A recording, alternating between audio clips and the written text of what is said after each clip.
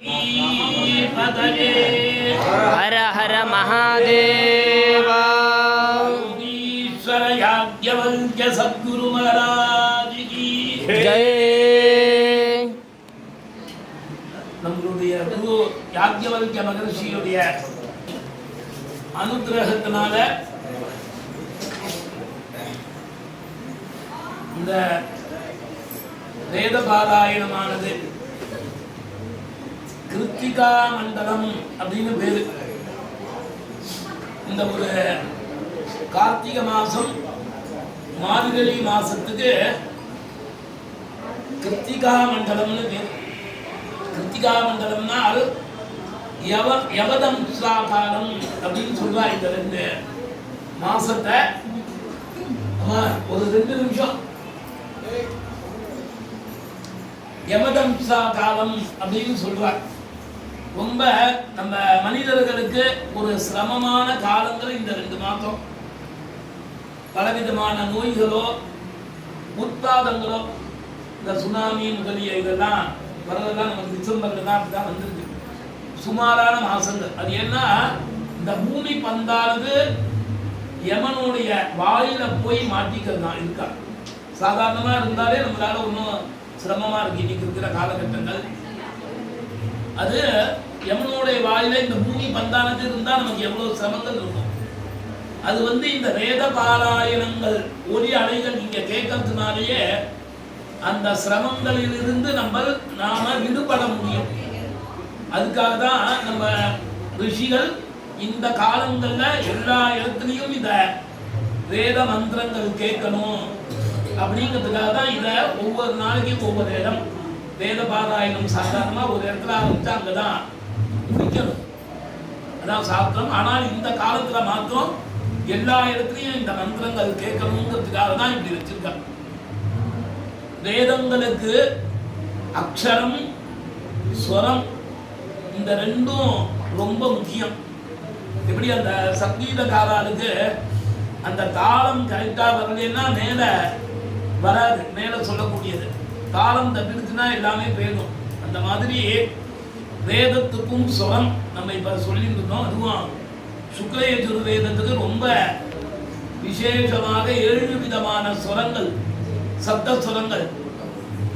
வேதத்திலிருந்து வந்ததுதான் சங்கீதம், பரதநாட்டியம், வேதாந்தம், தர்க்கம், மீமாம்ச இப்படின்னு வேதங்களுக்கு அங்கம் 6. வேதம் தான் ஒரு விருட்சம். அப்படின்னா மண்ணு போட்டு அதை ஸ்திரமா இருக்கிறதுக்காக வேதாந்தம், ஜோதிஷம், தர்க்கம், மீமாம்சம் இதெல்லாம் 6 விதமான உபவேதங்கள் அப்படின்னு வச்சு அதை ஸ்திரம் பண்ணியிருக்காரு நம்மளுடைய ரிஷிகள். அந்த மாதிரி வேதங்களுக்கு ஸ்வரம், அக்ஷரம் இது 2ம் முக்கியம். நம்ம ராமாயணத்துல கும்பகர்ணன், ராவணன் எல்லாரும் தபஸ் பண்ணார். பகவானை பார்த்து பகவான் வந்தோன்னா வரம் கேட்டார். சாதாரணமா ரிஷி அசுரர்களே சாகாவரம் தான் கேட்பார் முதல்ல. அது முடியாதுன்னா அடுத்தது அதுக்கு அங்கமா என்னென்ன கேட்கலாமோ அப்படி கேட்பார். அவன் இந்த மாதிரி ஒவ்வொருத்தர் கேட்கும்போது கும்பகர்ணன் என்ன கேட்கணும் அப்படின்னு நினைச்சான்னா நிர்தேவத்வம் அப்படின்னு கேட்கணும். அப்படின்னு நிர்தேவத்வம் அப்படின்னா என்ன, நான் தான் தேவதைகளுக்கெல்லாம் மேல இருக்கணும் அப்படின்னு கேட்கணும்னு கேட்டான். அப்படி ஒரு அசுரன் எல்லா தேவதைகளுக்கும் மேல அவன் தான் தேவதைகளா இருக்கணும்னா நல்ல எண்ணங்கள் இருக்கணுமே. அவன்கிட்ட போய் எல்லாரும் அவனை வழிபடுற அப்படி ஆயிடுச்சுன்னா அப்புறம் என்ன, அசுரனுக்கு கீழே ஆட்சி இருந்தா எப்படி இருக்கும். அதனால என்ன பண்ணா எல்லா தேவர்களும் நிர்தேவத்வம் அப்படின்னு கேட்கறதுக்கு பிரம்மா வரும்போது நித்ராவத்வம் அப்படின்னு கேட்டுட்டான். நிர்தேவத்வம் வேதங்களுக்கு மாத்திரம் அந்த அக்ஷரங்கள் ரொம்ப முக்கியம் அப்படின்னு சொல்றதுக்காக இது நிர்தேவத்வம். அப்படின்னா எல்லா தேவதைகளுக்கும் மேல நான் தான் இருக்கணும் அப்படிப்பட்ட வரத்தை எனக்கு கொடுங்கோன்னு கேட்கறதுக்கு நித்ராவத்வம், நான் எப்போதும் தூங்கிட்டே இருக்கணும் அப்படின்னு கேட்டுட்டான். ஒரு எழுத்து நிர்தே நித்ரா, ஒரு எழுத்து மாறினதுனால அர்த்தங்களே மாறி போயிடுறது. வேதங்களுக்கு அக்ஷரமும் ஸ்வரமும் ரொம்ப முக்கியம். ஒரு மனிதனுக்கு சரீரமும் உயிரும் எப்படி முக்கியம், ரெண்டும் இருந்தால் தான் நம்மளால ஆக்டிவாக இருக்க முடியும் இல்லையா? உயிர் தனியாக வேலை செய்ய முடியாது, உடல் தனியாக வேலை செய்ய முடியாது. அந்த மாதிரி ரெண்டும் சேர்ந்தாதான் ஒரு மனிதன் நமக்கு ஒரு பேர் இருக்கு. அந்த மாதிரி வேதங்கள் ஸ்வரத்தினாலையும் அக்ஷரமும் ரெண்டுத்தையும் பிரித்து பார்க்க முடியாது, ரெண்டும் ஒரே மாதிரி இருக்கும். அதனால தான் ஒரு குருமுகமாக ஒரு குரு குலத்தில் ஒரு 12 வருஷங்கள் படித்து அப்படி வந்தால் தான் இந்த வேதங்கள்லாம் வரும். வேதங்கள் ஒவ்வொன்றுமே பகவானுடைய அக்ஷரம். வேதம் வேறு இல்லை, தேவதைகள் வேறு இல்லை. அதை சொல்லக்கூடியவாறும் தேவதைகளுக்கு நிகரானவார் அப்படின்னு சொல்லப்பட்டது. அதுக்கு ஒரு சின்ன ஒரு உபகதை ஒன்று சொன்னால் சரியா இருக்கும். மகா பெரியவா இருக்கும்போது நான் கண்ட மகா பெரியவர் அப்படின்னு ஒருத்தர் அவரை பற்றி எழுதியிருந்தார். ஒரு பெரியவாருடைய சிஷ்யர் ஒருத்தர் அதிருத்ர மகாயஜ்யம் அப்படிங்கிறது ஒரு பெரிய யஜ்யம். அது 11 நாள் பண்ணணும். ஒவ்வொரு நாளும் 145 பேர் வைதிகால வேதம் படித்தவாளை வச்சுட்டு பண்ணணும். அப்படி 11 நாளைக்கு பண்ணினாதான் அது பூர்த்தி ஆகும். அந்த மாதிரி ஒரு பெரிய ரொம்ப பெரிய பணக்காரர் மடத்தில் பெரியவாட்டெல்லாம் ரொம்ப பக்தியோடு இருக்கக்கூடியவர். அவர் அந்த 11 நாளைக்கும் அதிருத்ர மகாயஜ்யங்கிற பெரிய யஜ்யங்களை பண்ணினார். 11 நாளைக்கும் பண்ணிட்டு அவ என்ன பண்ணுவான்னா, அந்த பிரசாதத்தை நாம முதல்ல எடுத்துக்க மாட்டேன், பெரியவாட்ட கொண்டு போய் கொடுப்பேன். அந்த பஸ்மா ரக்ஷ கலசத்தில் வச்ச தீர்த்தங்கள் எல்லாம் பெரியவாட்ட கொண்டு போய் கொடுப்பா. பெரியவா அப்ப யார் பக்கத்தில் இருக்காரோ பெரியவாவும் அந்த ஜலத்தை புரோக்ஷனம் பண்ணிட்டு விபூதிட்டு வந்திருக்கிற பக்தாளுக்கெல்லாம் கொடுப்பா. இந்த பண்ணின கிரகஸ்தன் செலவு பண்ணி பண்ணினானே, பல கோடிகள் செலவு பண்ணி பண்ணினா பெரியவாட்ட கொண்டு போய் வச்சான். இதே போல அதிருத்ர மகாயஜ்யம் விசேஷமா நடந்தது. பெரியவாட்ட பிரசாதம் கொண்டாந்து வச்சிருக்கேன்னு பெரியவா அந்த பக்கமே திரும்பல. அவனை இன்னும் பெருசா பார்க்கல. வந்த வாரத்தில் அந்த பிரசாதம் கொடுத்துட்டு இருந்தா, போயிட்டே இருந்தா. சரி ஏதோ கவனிக்கல போகிறதுக்கு ஒரு 10 நிமிஷம் கழிச்சு மறுபடியும் அதை ஞாபகப்படுத்தினா போனோம். இதே போல அதிருத்ர மகாயஜ்யம் நடந்ததுன்னு பெருசா அதை கவனிக்கல. அப்புறம் கொஞ்சம் ஒரு 1/2 மணி நேரம் ஆச்சு. மறுபடியும் சொன்னா, ஓ இந்த மாதிரி பிரசாதம் போனா சுவாமியுடைய பிரசாதத்துக்கு தான் முதல்ல எடுத்துப்பார், கேள்வி கேட்க மாட்டார். ஆனா அன்னைக்கு அவனை பண்ண. இதே போல அதிருத்ர மகாயஜ்யம் நடந்தது. யாரெல்லாம் வந்திருந்தா வித்வான்கள் அப்படின்னு ஒரு முக்கியமான ஒரு, ஏன்னா 11 விதமான 12 பேர் கணம்னு பேர், 12 கணங்கள் வச்சுன்னு பண்ணணும். ஒரு கணத்துக்கு ஒருத்தர் அத்தியட்சமா ஹெட்டா இருப்பார்.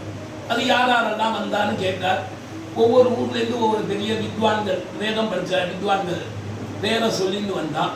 ஓ அப்படியா அவெல்லாம் வந்திருந்தாளா, சரி. சாப்பிடும்போது நீயே பரமாறினியா, சமயக்காரா பரமாறினாடா, நீ தான் வந்திருக்கிற வித்வான்களுக்கெல்லாம் பரமாறினா, இல்லை நான் தான் பரமாறினேன் அப்படின்னாரு. அப்போ சொன்னா கேட்டா, பெரியவா கேட்டாரா, இந்த கும்பகோணத்துக்கு பக்கத்தில் ஒரு ஊர், அந்த ஊரை சொல்லி அங்கேருந்து ஒரு வாத்தியார் வந்திருப்பாரு. அவரு கொஞ்சம் ஸ்வீட்டு நல்லா சாப்பிடுவாரு, அவருக்கு நீ பரமாத்மியா அப்படின்னு கேட்பாரு. நான் சொன்னேன், நான் பரமாத்ம அப்படின்னு. ஏன் அப்படி அவர் வேதம் சொல்லும் போது சில இடத்துல தூங்கினார், எல்லாரையும் போல அவர் சொல்லலை. அவர் ஸ்ரத்தையா பண்ணாத போல இருந்தது. அதனால அவர் 2 கரண்டி பாயசம் கேட்டா 1 கரண்டி தான் ஊற்றினேன். சரி, தட்சிணை எல்லாம் எப்படி கொடுத்த எல்லாருக்கும் அப்படின்னு கேட்டாரா. அடுத்தது எல்லாருக்கும் கொடுத்தாப்படி அவருக்கு கொடுக்கல அப்படின்னாராம். அப்ப சொன்னாரா, அவர் நீ அவரை சிக்ஷை, அவர் சரியா சொன்னார் சொல்லலேன்னு சொல்றதுக்கு உனக்கு என்ன ரைட்ஸ் இருக்கு? அவர் வேத பாடசாலையில் ஆரம்பிச்சதுலேருந்து அவருடைய இத்தனை வயசு வரைக்கும் அவர் சொன்ன ருத்ர ஜபங்கள் இருக்கு, அவருடைய உடம்பே சிவனுடைய சுரூபம் தான். ஒரு ரோமத்திலேருந்து 300 முடி கையில் இருக்கணும், அதுக்குள்ள ஒரு ருத்ரன் அவருடைய சரீரத்தில் இருக்கான். சின்ன வயசுலேருந்து அவர் எத்தனையோ இந்த ருத்ர ஜபங்கள் பண்ணி அவரே ருத்ரன்டா. வயசான காலத்துல அவரால் சொல்ல முடியலன்னா ஒரு பெரிய தோஷம் இல்லை. நீ யார் முடிவு பண்றதுக்கு? வேத சிவ சிவோ வேதா வேதாத்தியாயி சதாசிவா. வேதம் வேற இல்லை, பகவான் வேற இல்லை. அந்த வேதத்தை கற்று உணர்ந்த அந்த ஜபத்தையே பண்ணிட்டு இருக்கிறவா வேற இல்லை.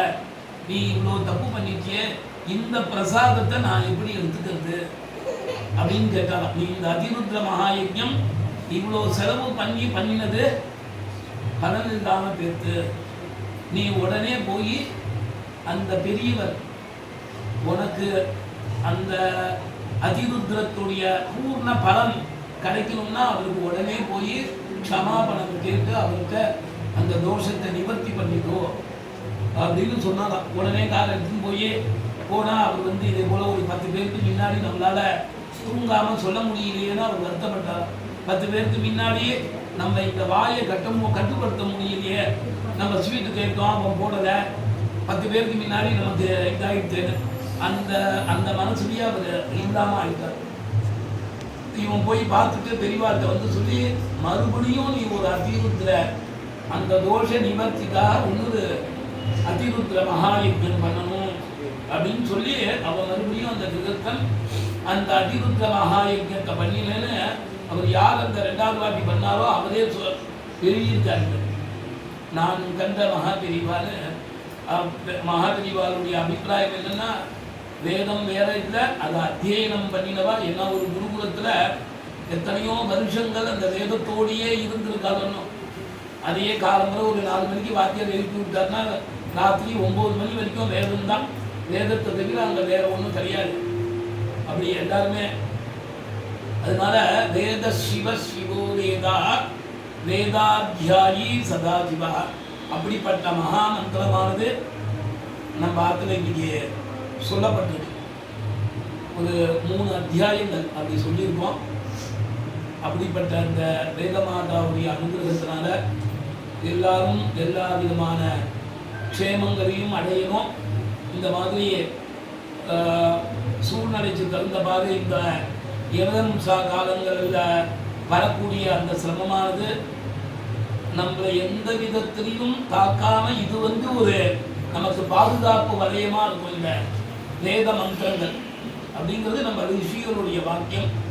அப்படிப்பட்ட வேதமாதாவுடைய அனுகிரகத்தினாலையும் வேதவியாச யாக்ஞவல்கிய மகரிஷியின் அனுகிரகத்தினாலையும் எல்லாரும் வேதமாதாவுடைய அனுகிரகத்தினால எல்லா க்ஷேமங்களும் அடையணும்னு குரு சரணாரவிந்தங்களை பிரார்த்தனை பண்ணிட்டு மேல வேத மந்திரங்கள் ஆசீர்வாத மந்திரங்களை சொல்லி பூர்த்தி பண்ணுறோம்.